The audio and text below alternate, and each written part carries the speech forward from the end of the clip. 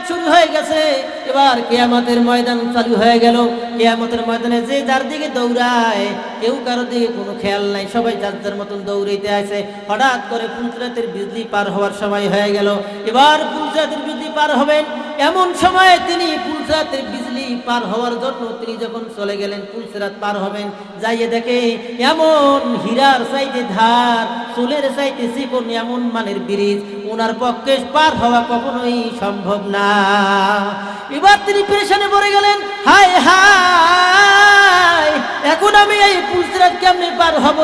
নিচের মধ্যে ধাউ ধাউ করে আগুন জ্বলতে আছে। যদি আমি এই ফুলসিরাতের বিজলি পার হইতে যাই, আমি চূর্ণ বিচূর্ণ হয়ে আমি জাহান্নামের মধ্যে পড়িয়া যাব। আমার পক্ষে তো পার হওয়া সম্ভব না। এবার তিনি আর যাইতে পারেন না, হুর হুর করে হু হু করে কান্নাকাটি শুরু করিয়ে দিল। হায় হায়, কত মানুষ ফুলসিরাত পার হয়ে যাইতে আছে, আমি তো পার হইতে পারতেছি না। এবার মনে মনে ভাবলেন, কি করি এখন? কিছু করার উপরে নাই। তাৎক্ষণিক তিনি কাঁদতে আছেন আর ভাবতে আছেন, আমি কেমনে ফুলসিরাত পার হব? হঠাৎ করে দেখে ওই মাদ্রাসার যে ছাত্ররা, যে মাদ্রাসার ছাত্ররা তারে গরু বলাইতো, ওই ছাত্র এরকম আর 10 জন 15-20 জন ছাত্র, তারা মিছিল দিয়ে যাইতে আছে ওই ফুলসিরাত পার হইয়া। এবার হঠাৎ করে একজন ছাত্র তার দিকে তাকাইল, তাকাইয়ে দেখে যে ওই বৃষ্টির মধ্যে আমাদেরকে রান্না বান্না কষ্ট করে যে খাওয়াইতো, এই তো সেই গরুটা। বলে আল্লাহু আকবার। এবার ডাক দিয়ে বলে, ও তোমরা কে যাইতেছো? আর যাইস না, এইদিকে আয়। বাকি ছাত্ররা লাফাইয়ে লাফাইয়ে ফুলসিরাত পার হইতে আছে, যাইতে আছে। এবার ওই আর এক ছাত্র যে খেয়াল করছে গরুটা বইয়ে বইয়ে কানতে আছে, গরুটা বলছেন তো ওই খাতিম সাহেব কানতে আছে। এবার ডাক দিয়ে বলে, ও ছাত্ররা তোমরা কি কোথায় আছো? আর যাইস না, সামনে দাঁড়াও, দাঁড়াও, আমরা তো ফুলসিরাত পার হব, কিন্তু আমাদের মাদ্রাসার গরুটা তো বইয়ে বইয়ে কানতে আছে। বলেন না সুবহানাল্লাহ। এবার ছাত্ররা লাফাইতে লাফাইতে চলে আসলো। কে? কোন গরু? ওই তো আমাদের যে গরুটা রান্না বান্না করে খাওয়াইতো। কারে চাচা মিয়া, আপনি কেন এখানে কানতে আছেন? বাজান আমার, এই ফুলসিরাত হীরার চাইতে ধার আর চুলের চাইতে চিকন, এই ব্রিজ আমি কেমনে পার হব? আমার পক্ষে পার হওয়া সম্ভব না। এবার ওই মাদ্রাসার ছাত্ররা, তলবে ইলমরা, হাফেজ সাহেবরা, তারা সবাই বলল, আর দেরি কইরো না, সঙ্গে সঙ্গে এই গরুটারে কান দিলাও, আমরা সবাই মিলে পার করে ধরে বলেন আল্লাহু আকবার, নারায়ে তাকবীর। আল কোরআনের আলো, আল হাদিসের আলো। বিসমিল্লাহির রহমানির রহিম। আলিফ লাম মিম। যালিকাল কিতাবু লা রাইবা ফীহি হুদাল লিল মুত্তাকিন।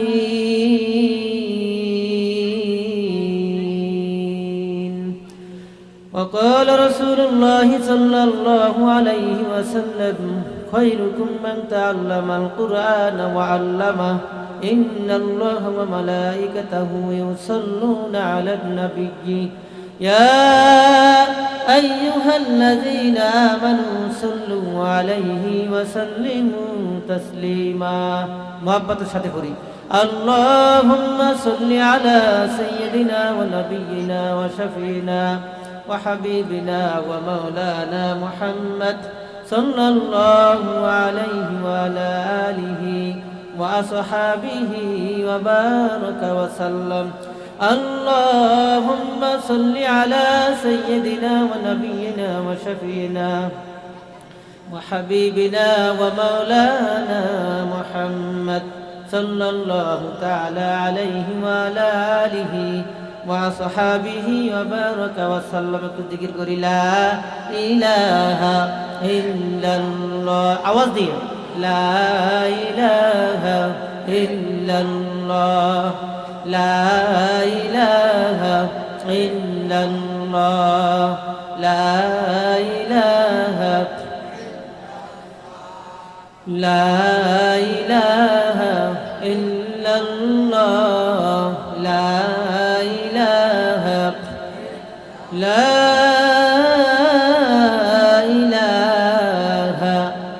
ইল্লাল্লাহু মুহাম্মাদুর রাসূলুল্লাহ।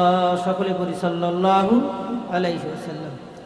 পশ্চিম নলছর হাফেজিয়া মাদ্রাসা এতিমখানুলিল্লাহ বোর্ডিং এর উদ্যোগে হাফেজ ছাত্রদের পাগড়ি প্রদান উপলক্ষে দ্বিতীয় দিন ব্যাপী, মানে 2 দিন ব্যাপী মাহফিলের আজকে প্রথম দিন। আমার পূর্বে এক হযরত আলোচনা করেছেন, আমার পর আরো ওয়াইজিনগণ আলোচনা করবেন। সময় খুবই সংক্ষিপ্ত, যদি সন্ধ্যার পরে আমার আসার কথা ছিল, কিন্তু আমার এক মুসল্লি ইন্তেকাল হয়ে যান, যার কারণে একটু দেরি হয়ে গেছে। এখন যেহেতু সময় একবারে সংক্ষিপ্ত, যেহেতু আপনাদের এখানে নাম পৌঁছেছে যে কিছু কথা বলবো, যদি একবার না আসা হয়, না জানি আবার মনে করেন যে নাম মনে হয় পোস্টারে শুধু শুধু দিয়ে থুইছে, কি অনেকে মনে করে না এরকম যে অমুক বক্তার নাম পোস্টারে দেখলাম কিন্তু সে তো আসলো না। যার কারণে এই নলছরের কৃতি সন্তান, বাংলাদেশের গৌরব হযরত মাওলানা মুফতি শাহাদাত হোসেন নুরি, হয়তোবা আমরা মনে করি আমাদের এলাকার সন্তান, তেমন কোনো মূল্যায়ন করি না, কিন্তু আল্লাহর বান্দা একবার দুইবার নয়, 3-3বারের বেঙ্গল ফার্স্ট। বলি না আলহামদুলিল্লাহ? কয়বার? 3-3বারের বেঙ্গল ফার্স্ট আপনাদের অত্র এলাকার সন্তান হযরত মাওলানা মুফতি শাহাদাত হোসেন নুরি হুজুর। হয়তোবা আমরা স্বাভাবিক মনে করি আর আমুক এলাকার ছেলে, অমুক সমুক, এই সেই। বাংলাদেশের মধ্যে, বাংলাদেশে যত ছাত্র পরীক্ষা দিয়েছেন তার মধ্যে 1 নম্বর হয়েছেন কয়বার? 3বার। এখন হুজুরের মাদ্রাসা, এই মাদ্রাসার মাহফিল না আসে পারা যায়? তা আলহামদুলিল্লাহ, আমরা আজকের এই মাহফিলে এসে খুশি না বেজার?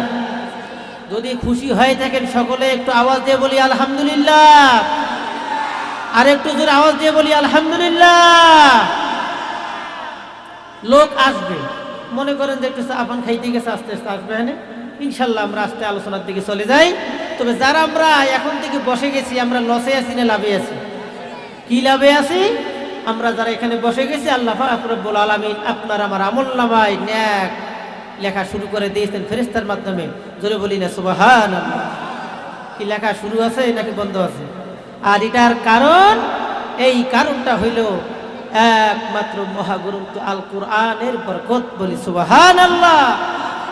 কারণ এই মাহফিলটা কিসের মাহফিল? কোরআনের মাহফিল।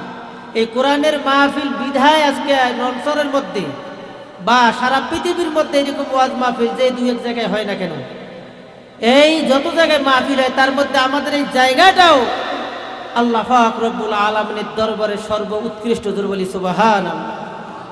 আপনার আমার এই মাহফিল প্যান্ডেলকে বেষ্টন করে আসমান পর্যন্ত একদল ফেরেশতা ঘিরাও করে রেখেছেন, আর আল্লাহ পাকের দরবারে দোয়া করতেছেন রব্বুল আলামিন আপনার যে সমস্ত বান্দারা আপনার কোরআনের কথা শোনার জন্য মাহফিল প্যান্ডেলে বসে গেছে, আল্লাহ তাদের প্রত্যেককে আপনি মাফ করে দেন। জোরে বলি সুবহানাল্লাহ। যতক্ষণ পর্যন্ত বসে থাকবো ততক্ষণ পর্যন্ত আপনার আমলনামায় নেক তো লাগবেই, বরঞ্চ গুনাহও কাটা যাবে। যাবে কি যাবে না? আপনার আমার জন্য দোয়া করে কারা? ফেরেশতারা। কারা দোয়া করে? ফেরেশতারা দোয়া করতেছেন। আজকে আমরা এত বরকতপূর্ণ মানুষ, এই নলছরের মধ্যে যত মানুষ আছেন, আজকের মধ্যে সর্বশ্রেষ্ঠ মানুষ হলাম আমরা। কারা? আমরা। কারণ কোরআনের বরকতে আছি আমরা।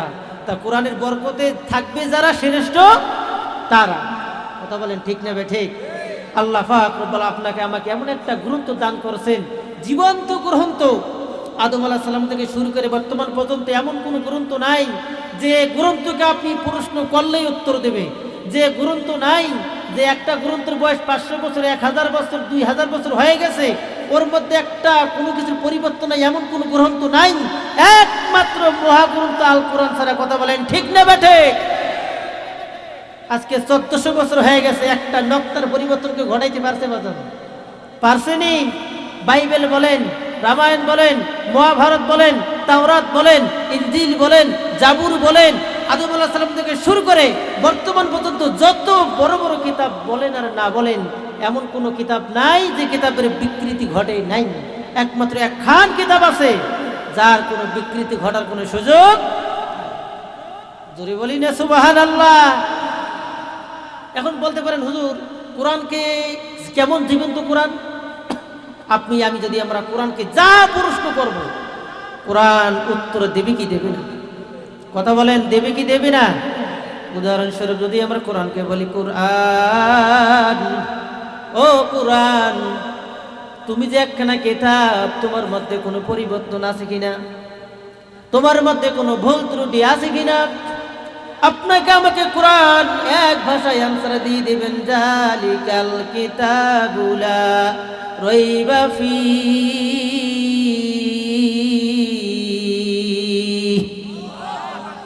কোরআন এক কথা উত্তর দিয়ে দেবে। আমার মধ্যে ভুল তো দূরের কথা, আমার মধ্যে ত্রুটি তো দূরের কথা, সন্দেহের অবকাশ মাত্র আমার মধ্যে নেই। যদি বলি সুবহানাল্লাহ। যদি আমরা বলি কোরআন, তোমাকে আল্লাহ বানাইলেন কিসের জন্য বানাইলেন? কোরআন এবার আনসার দিয়ে দেবে, হুদাল লিল মুত্তাকিন,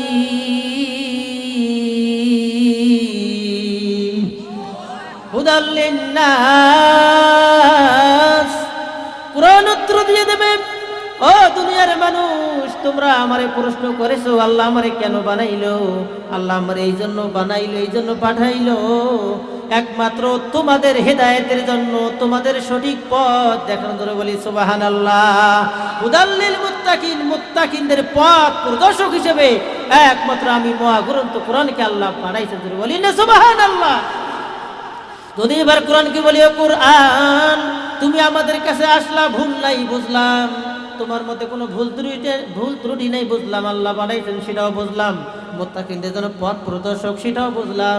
তুমি এতদিন কোথায় ছিলা? প্রশ্ন আছে না নাই? আমরা কোরআনকে প্রশ্ন করলাম, ও কোরআন, তুমি কোথায় ছিলা? কোরআন আমাদেরকে অ্যান্সার দেবে কি দেবে না? কোরআন অ্যান্সার দিয়ে দেবে, ফি লাউহিম মাহফুজ। আল্লাহু আকবার। এবার কোরআন জানাই দেবে, ও দুনিয়ার মানুষ, আমি ছিলাম লৌহে মাহফুজে। আল্লাহু আকবার। লৌহে মাহফুজে ছিলাম। আচ্ছা বুঝলাম, লৌহে মাহফুজে ছিলা, কেমনে দুনিয়ার মধ্যে আসলা? এবার কোরআন বলবে, নাযালা বিহির রূহুল আমিন, আমি একমাত্র জিবরাইল আমিনের মাধ্যমে মুহাম্মদ রাসূলুল্লাহ সাল্লাল্লাহু আলাইহি সাল্লামের উপর আমি এসেছি। জোরে বলি না সুবহানাল্লাহ। কোরআন অ্যানসার দিছে কি দেয় না? ঠিক আছে অ্যানসার দেওয়া। যদি এবার কোরআন কি বলি, কোরআন, তোমারে আল্লাহ তোমারে কে বানাইলো? কে তোমাকে পাঠাইলো? কোরআন অ্যানসার দেবে কি দেবে না? তানজিলু রাব্বিল আলামিন, একমাত্র বিশ্বজগতের মালিক রব্বুল আলামিন আমাকে সৃষ্টি করছে। জোরে বলি না সুবহানাল্লাহ। কোরআনকে বানাইছেন জোরে বলেন কে? আরে একটু আওয়াজ দিয়ে জোরে বলেন না আল্লাহ। কোরআন বানাইছেন আল্লাহ। আচ্ছা আল্লাহ কোরআন বানাইলো, আপনার আমার কাছে পাঠাইলো, কেন পাঠাইলো বাজান? প্রশ্ন আছে না নাই? কথা বলেন, প্রশ্ন আছে না নাই? এবার কোরআন আনসার দেবে, লিতুখরিজান নাসা মিনাজ জুলুমাতি ইলান নূর।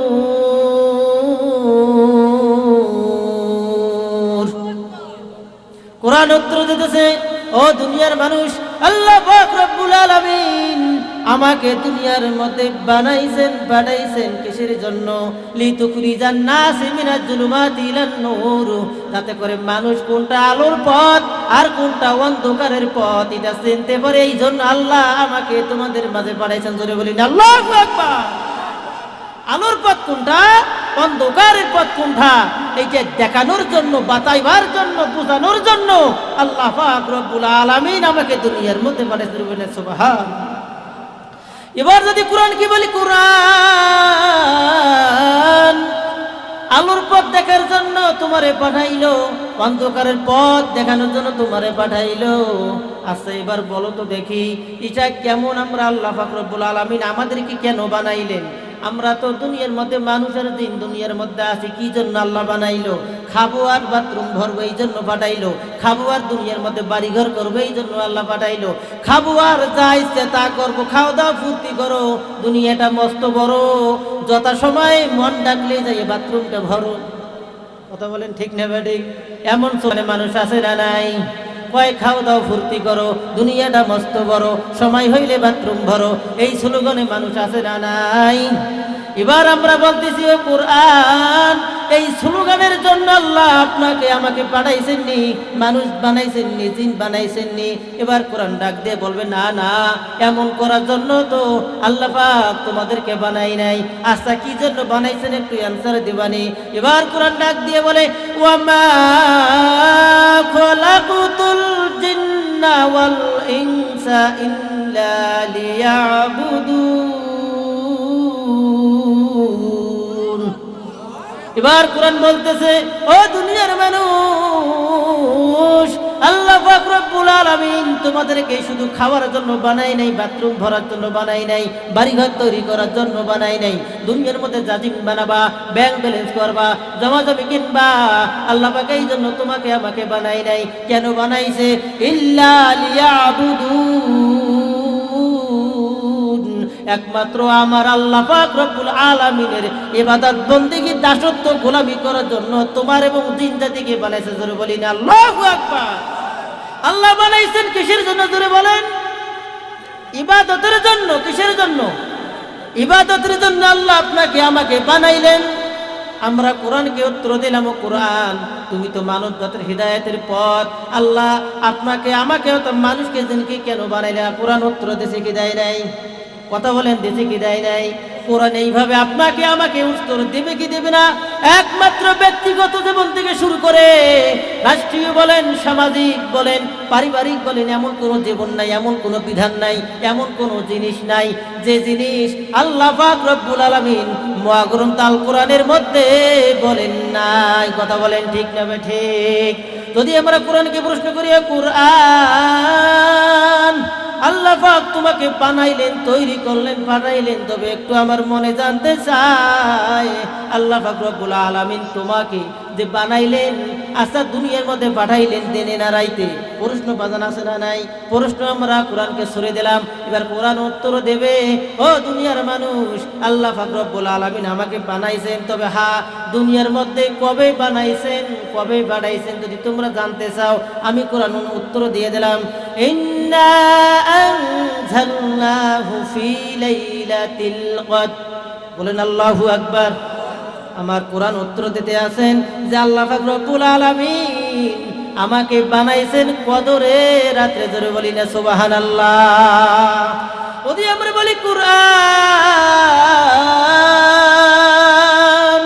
আল্লাহ পাক রব্বুল আলামিন কদরে রাতে তোমাকে পাঠাইলেন, কিন্তু আছে রাত্রিটার দাম, পাঠানোর জন্য দাম আছে না নাই?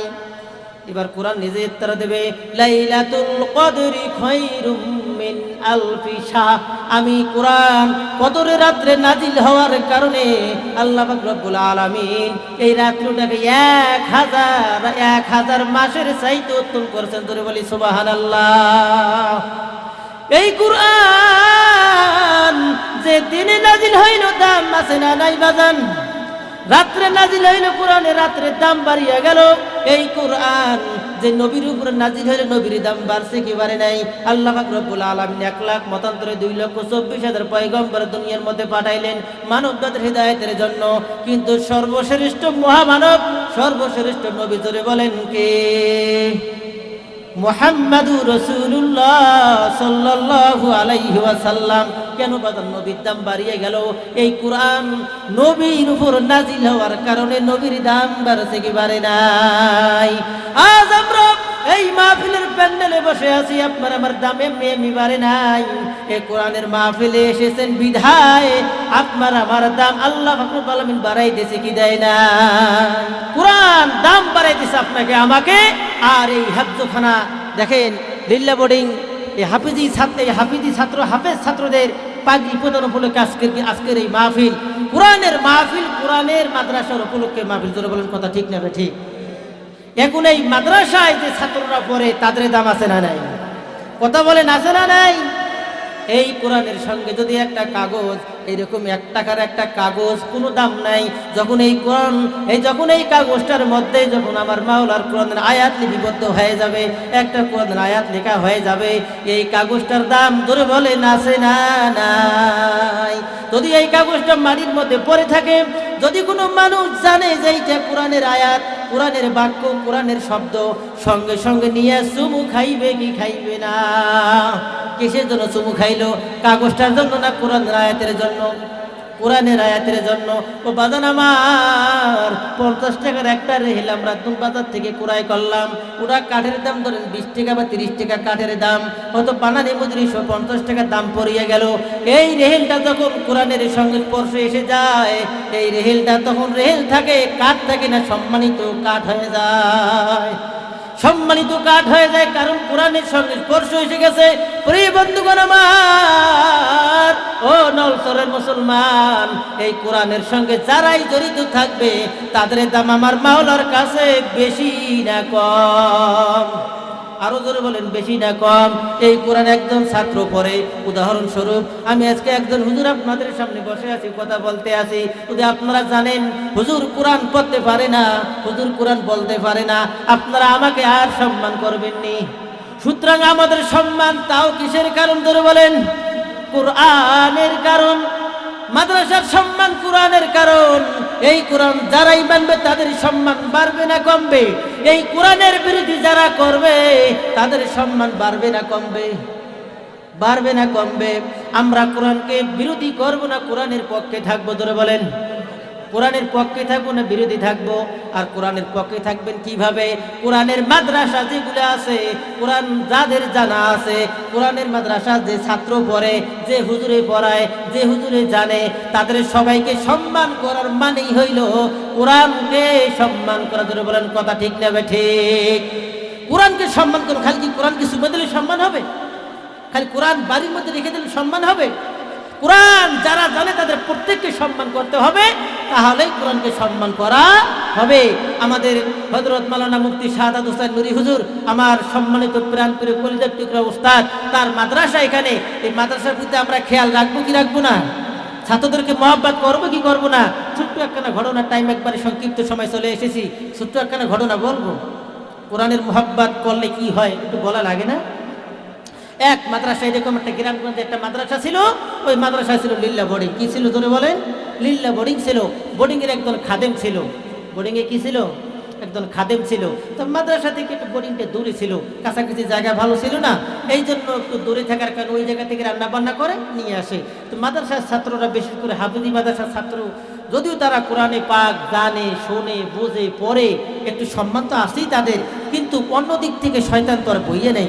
শয়তান ওনাকে একটু খোঁচাও মারে বেশি। কথা বলেন ঠিক না ঠিক? কারণ শয়তান চিন্তা করে যদি একটু খোঁচা টোসা মারি দেয়, ইনারে যদি একটু কোরআন থেকে অন্যদিকে নিয়ে যাওয়া যায়, তাহলে তো আমি শাহেনশাহ, আমি বাদশাহ, আমি তো মানে সাফল্য মণ্ডিত হয়ে গেলাম। কোরআন এটা শয়তান চায় না। যাই হোক, তারপরও বাচ্চারা একটু দুষ্ট হলেও তাদের মন থাকে ফ্রেশ। মনটা কি ফ্রেশ? এক পর্যায়ে ওই মাদ্রাসার যে এই দায়িত্ববান ছিল, খাদেম ছিল, রান্না বান্না করতো, উনি ওই খাদেম রে মস্কারি করে, কি করে বলাইতো গরু। কি বলাইতো? গরু ডাকতো। কি ডাকতো? গরু ডাকতো। একদিন প্রচন্ড বৃষ্টি, তুমুল ঝড় বৃষ্টি, এই বৃষ্টির মধ্যে রান্না বান্না করে বোর্ডিংয়ে মাদ্রাসায় নিয়ে আসবে, মানে একটু কষ্টই হইতে আছে।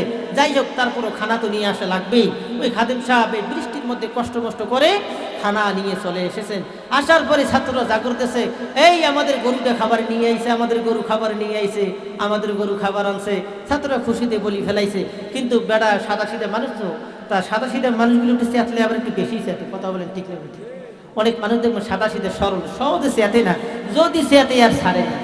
কথা বলেন বাজান ঠিক না ঠিক? এখন তো চেতন মারছে মাশাআল্লাহ। প্রচন্ড তুমুল ঝড় বৃষ্টির মধ্যে মুষলধারে বৃষ্টি পড়ে, এই বৃষ্টির মধ্যে আমি খানা ভাগাইয়া ভিজে পুজে আমি এই খানা তোমাদের কাছে নিয়ে আসলাম, আর তোমরা বলো গরু খাবার লইয়া আইছে, যাক আর চাকরি করবো না। এবার চলে গেছে। মোতামিম সাহেবকে ডাক দিয়ে বলে, মোতামিম সাহেব, আমি আর আপনার মাদ্রাসায় চাকরি করব না, আপনার ছাত্র বেয়াদব, তারা ভালো না, আমার গরু গরু বলায়। যাই হোক, গরু বলাই ভালো কথা বুঝলাম, কিন্তু আজকেও গরু কেমনে বলাইলো? এত কষ্ট করে বৃষ্টির মধ্যে ভিজা ফুরে আমি খাবার নিয়ে আসলাম, এরপর আমারে কয় গরু খাবারে লইয়া আইছে। মনটা খারাপ হয়ে গেছে, যার কারণে উনি কি করলো? আমি চাকরি ছাড়িয়ে দেবো, আমি আর চাকরি করবো না। এবার খাদেম হাফেজ সাহেব ডাক দিয়ে বলেন, ও খাদেম সাহেব, কি আর বলবো, যদি আপনি চাকরি না করেন আমার তো কিছু করার নাই। এই কথা বলে তিনি চলে গেলেন, বাড়িতে চলে গেলেন। বাড়িতে যাইয়া রাত্রে খাবার দাবার খাইয়ে ঘুমাইয়ে পড়লেন। ঘুমানোর পর এবার ফজরের নামাজের আগ পর্যন্ত, আজানের আগ মুহূর্তে একটু স্বপ্ন দেখতে আসেন। কি স্বপ্ন দেখেন? কিয়ামত শুরু হয়ে গেল। জোরে বলেন, কি শুরু হয়ে গেল? উনি মারা গেছেন, কিয়ামত শুরু হয়ে গেছে। এবার কিয়ামতের ময়দান চালু হয়ে গেল। কিয়ামতের ময়দানে যে যার দিকে দৌড়ায়, কেউ কারো দিকে কোনো খেয়াল নাই, সবাই যার যার মতন দৌড়াইতে আছে। হঠাৎ করে ফুলসিরাতের বিজলি পার হওয়ার সময় হয়ে গেল।